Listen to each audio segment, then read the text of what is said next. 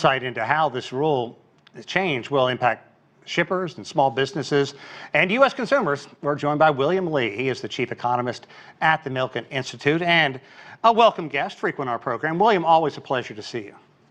Great to be here, Sean. Okay, now this exemption had been in place a long time, more than half a century. Why end it now? What reasons is the Trump administration giving?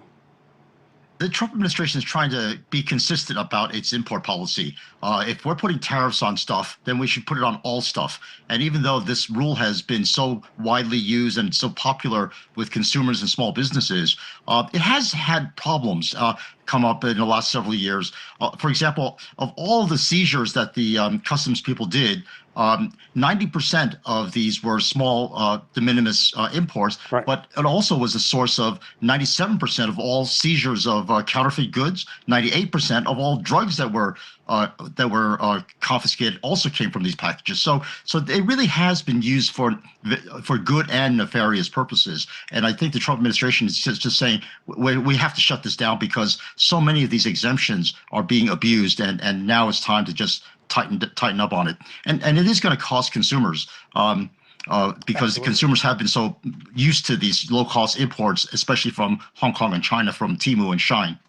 And I think that's one of the things that people are frustrated about. There just hasn't been a great deal from the administration how this rollout was going to play out. So what does this change mean for consumers? And many countries are just as confused as U.S. consumers. And by pausing these shipments abroad, it kind of speaks volumes about the way Trump measures are being implemented. Well, I think it speaks measures of how people have gotten used to shipping stuff. And the shippers themselves just haven't set up the infrastructure needed to collect duties when they're supposed to collect duties because of this exemption. They have to now apply a different sort of payment system in order to collect these smaller payments. But let's keep this some perspective here. These de minimis imports are only about 1.5% of total imports in the United States, but they are about 7% of all consumer imports. So the consumers really are getting hit hard in that sense, and it's causing shippers, because of the volume of packages coming in, to have to change their infrastructure, and that will take some time. And right now, they're going through the pains of adjustment.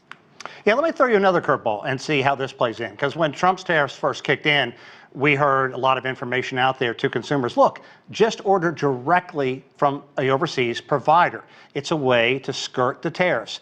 Now, I hear what you're saying about the Trump administration trying to be uniform across the board. So is this a way the administration is cracking down on that loophole?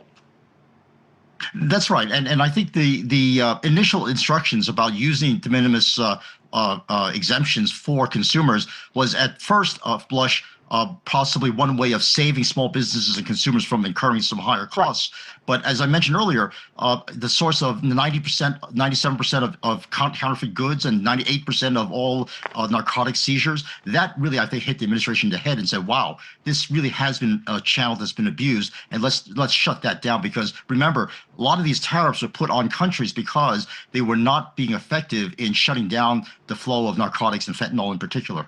Okay, let's look at the legitimate uses. So how is this going to affect international small business owners that have simply built brands on sites such as Amazon, Etsy, Shane, Temu? How are they going to adjust to this changing business model? And because any way you slice it, this is an additional tax on the U.S. consumer. We see inflation going up. We see consumer prices going up. We see consumer confidence going down. I can't imagine that this equation is going to help any.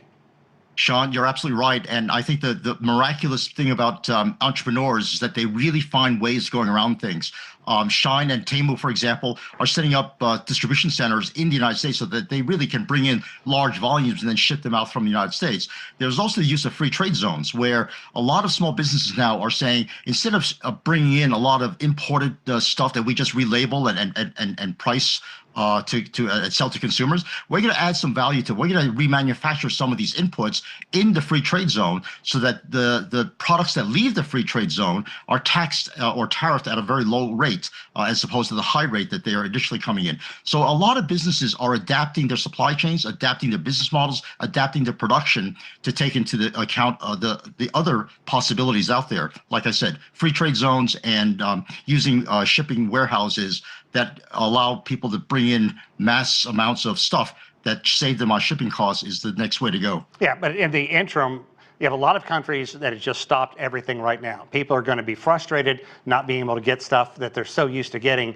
with just a click on the mouse. But I presume there are winners out there. Who are the winners? And a lot of businesses specialize in bringing in stuff from China and Latin America and lower production cost areas and just relabeling them and just selling them directly. And a lot of the American businesses that competed with them were going out of business. And now there's a hope that bicycle manufacturers and other small manufacturing that has disappeared for so long may have a chance to revive here in the United States again.